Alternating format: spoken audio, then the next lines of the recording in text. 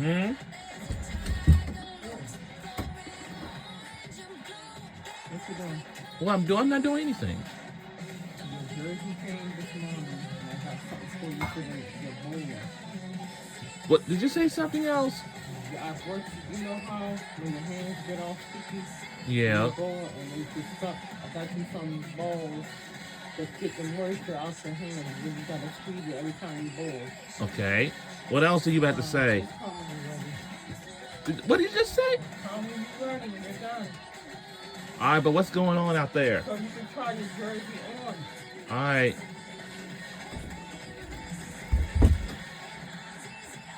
What is it?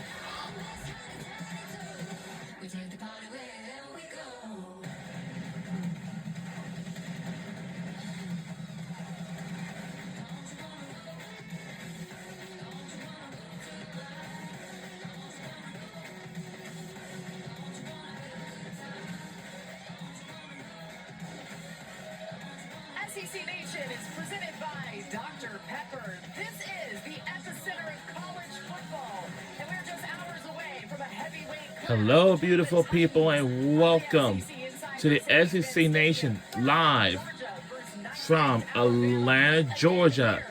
And welcome. College football playoff implications and pure old-fashioned pride on the line. One of these teams will win an SEC championship today with their sights laser-focused on another national championship for this great league as well.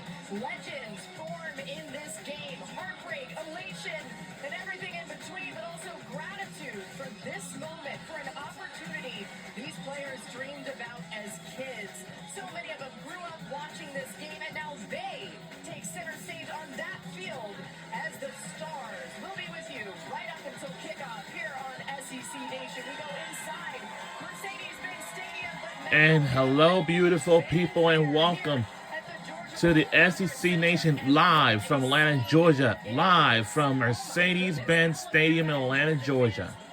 They're migrating over toward where we are, right in the middle of fanfare, and they'll continue to do that as we're so excited to welcome you here to another SEC championship. It's an honor to be here. We do not take this for granted, and we're so thankful to all of you at home for watching us. Tim Tebow, Jordan Rogers, Roman Harper, Paul Feinbaum. Rome, you're tied. It feels Back in comfortable. the championship. It feels a little comfortable being in the building, Laura. I got to be honest with you. And I just want to be honest. These fans are outstanding. The fact that they come Always out are. and show out for SEC. There's no doubt. Even the Georgia fans, They're awesome. They they love are. it. You're a Bama guy, just checking. They love to. You know what I feel is like so important that we have to do and all the fans have to do? We don't know how much longer we're going to have an SEC championship. Ooh. What happens That's a in big college statement. football? No, we just don't know. Yeah. So while we have it, we need to celebrate it. We need to make the most of it because this is a special venue. It's a special game. It is a special place. I love we need it. to value it. This is the fifth meeting, by the way, between these two programs in the SEC Championship. We keep saying familiar, and that's why. Let's tell you everything that is coming your way here on Nation today, because we have a packed show that we can't wait to bring you, and we'll hear from everybody throughout. How about that SEC coaching carousel? We'll talk all about it. What these guys think about some of the new hires, and maybe some statements that will surprise you. Plus, Ole Miss is going to be going ahead and going through the playoff without Lane Kiffin. We'll talk about that. And we'll have reports inside Mercedes-Benz Stadium. Everything you need to know about these teams. There are some key injuries that we want to update you on that factor into this rematch game. And Kirby Smart will talk to us as he arrives, of course, here in Atlanta. It's a place he's so familiar with. He has now coached in 14 Texas SEC Tech has just championship games. bounced It's back in the some lead. extraordinary games to focus on with this week's Saturday slate. Brought to you by Regions Bank and Jordan. It is this one game. The rematch, right? It was a tale of two halves last time these two teams met. Alabama won the first half. Georgia actually won the second half, but came up short. Can Georgia, in their roller coaster season, being the comeback kids, can they pull it off against Kalen DeBoer, who has Kirby Smart and Georgia's number right now?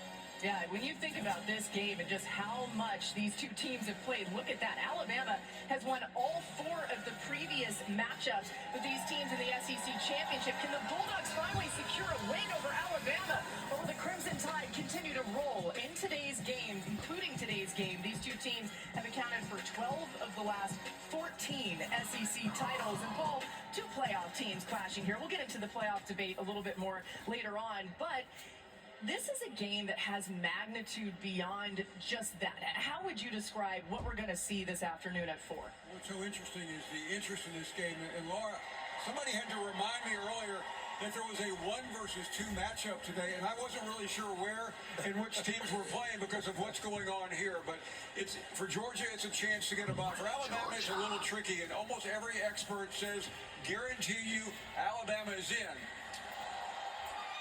I'd like to be able to say that, but that would mean I would trust this committee, and I do not trust them. So I advise Alabama to play well and don't leave it in the committee's hands because they'll find a way to screw it up. They will, Paul. And the thing is that because it's been a moving goalpost the whole time with this committee, we do not know how it's going to go back and forth. All of a sudden now Alabama's ahead of Notre Dame because they beat what everybody on the outside says that is not a good Auburn team. But guess what? Those that know the SEC knows how hard it is to win in Jordan-Hare. We've all played there at night. It was a great win for Alabama, and ultimately, Alabama still wants to win this SEC championship. Alabama still wants to be able to beat Georgia every time they show up, and that, to me, is all about pride and having a sense of love and stability in your own program. And let's also mention this. Alabama hasn't lost in this building. Don't say it. Don't say it. 2008. Whoa! What, since 2008, Alabama has not lost. I wonder why you say that here. They're gonna clip this off, and they're gonna run it all over social media if it goes a certain way. Not for the Tide tonight.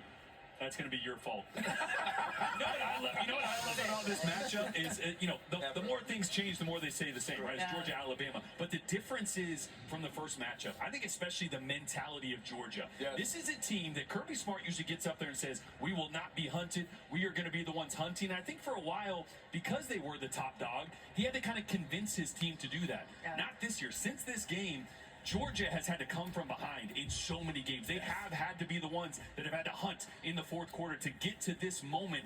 The mentality of this team is different. Yeah, they truly, authentically are coming here to get after Bama, to hunt them because they feel it's a revenge game. And it's so easy when you have a rematch in the same season to start to chase ghosts. Yeah. Like you go back and you look at the first game and, oh, they did this, we did this. These are different teams than matched up earlier in the year. They're not the same.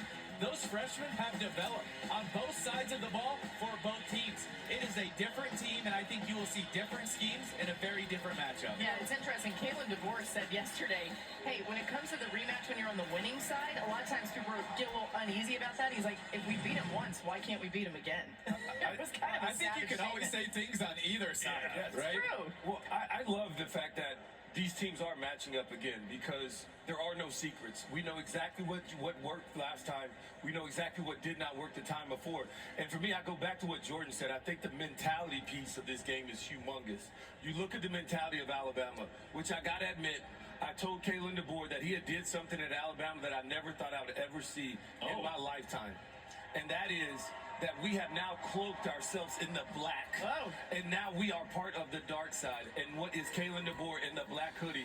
Alabama, that mentality has to continue to carry over. And yes, the mentality is that all we do at Alabama, and I say we, is beat Georgia. And so Georgia has to get over that mentality too and say that how do we get over this hump that continues to beat us over and over again? It's a real thing because the first time something goes bad, do you go back to creep in? Yep. Does that Here creep we back go in? again. There's no doubt, but let's go back to that we thing, man, because you did. It was Mandy last too. week. It was Mandy. Yeah, I mean, He's it's got a few working. weeds It's in working. the hopper. It's working. Hey, when it comes to the black hoodies, Kalen DeBoer said something funny yesterday. He said he thought it was just one black hoodie.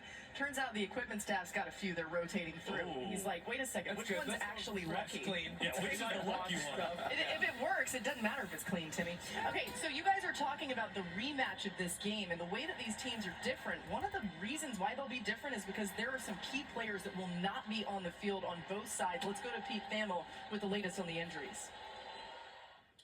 Well, Laura, It's a busy afternoon on the injury report for today's SEC title game.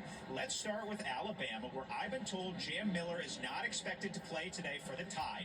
The good news for the Tide, Laura, is that Jam Miller is expected back for the playoff. He's dealing with an ankle injury. I've been told it's not that serious. Kalen DeBoer has been very clear in his media dealings this week that Miller will be back for the college football playoff should the Tide make it.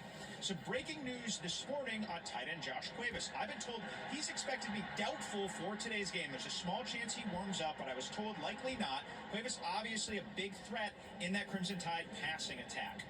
As for tailback today, Kevin Riley's also out, so look for a lot of Daniel Hill in replace of Miller. He's 6'1", 244 pounds. He's going to get a lot of carries today for Alabama. And finally, Cam Dewberry, the starting guard, I've been told will be available today. He'd been questionable on the injury report. He is not expected to start for Alabama.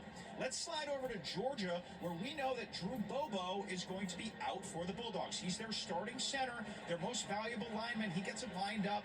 He is likely going to be out for the playoff too. I've been told there's not a lot of optimism that he's going to be able to return from his foot injury in time. We'll see Malachi Tolliver today at center for Georgia, Laura. He has 100 snaps on the year. This will be Malachi Tolliver's second career start for Georgia. And finally, Zion Branch, Zach's brother, the safety who's really upticked in snaps in the past few weeks. He's going to be a true game-time decision, I've been told today. They're going to see him move around before kick and see if Zion Branch can play. He's a big part of that Bulldog secondary. All right, well, excellent from Pete. Let's start with the Drew Bobo side of things, because that really does affect the operation offensively for Georgia. How big a deal is that, Jordan? That was a long list of players. That tells you about the SEC and the grind. But to your point, Drew Bobo, so much of what they do, because they use 12 personnel, 2 tight ends so frequently, the center has got to do a really good job in the run game, in checking the run. Also, setting the mic point in the run game to tell his offensive lineman where you're leading to, because the unbalanced nature of 2 tight ends.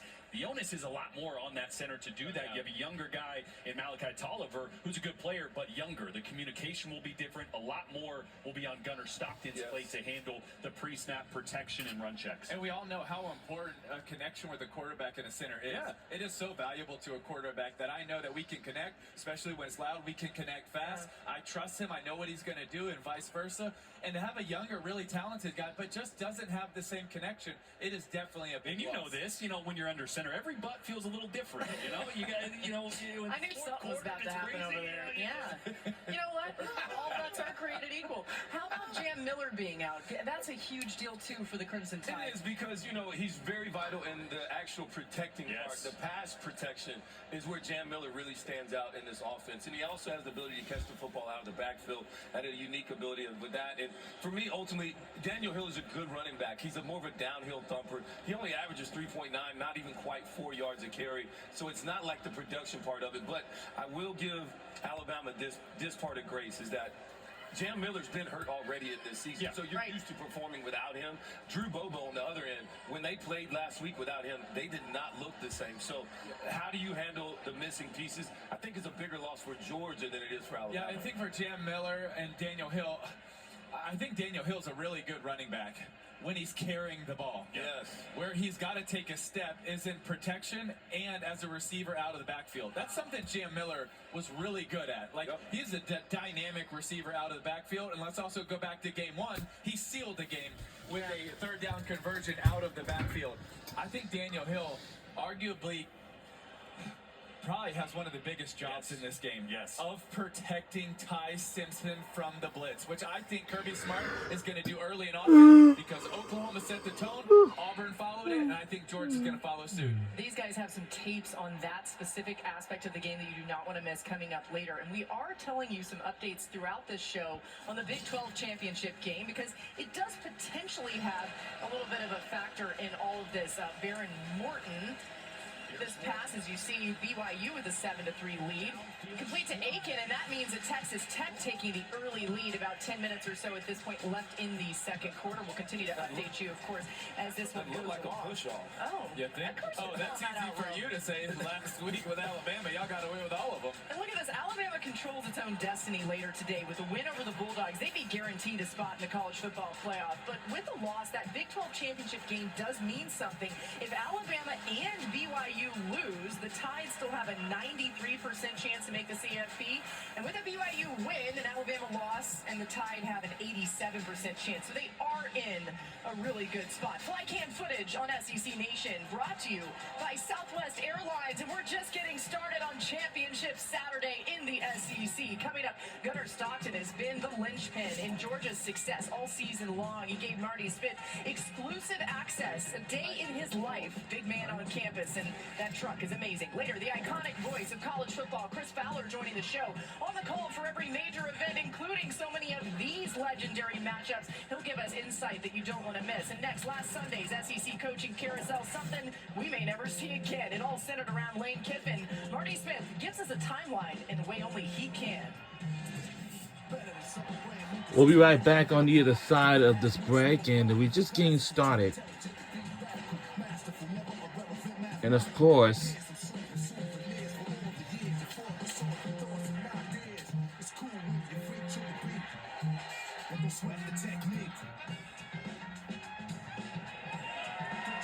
You saw Mercedes-Benz Stadium. That's where we go later on. This game, 4 p.m. on ABC. But right now, the action's inside the Georgia World Congress Center. actually, we are live at the Georgia World Congress Center in Atlanta, Georgia. And we are live at the Georgia World Congress Center in Atlanta, Georgia. So we'll be right back on the other side.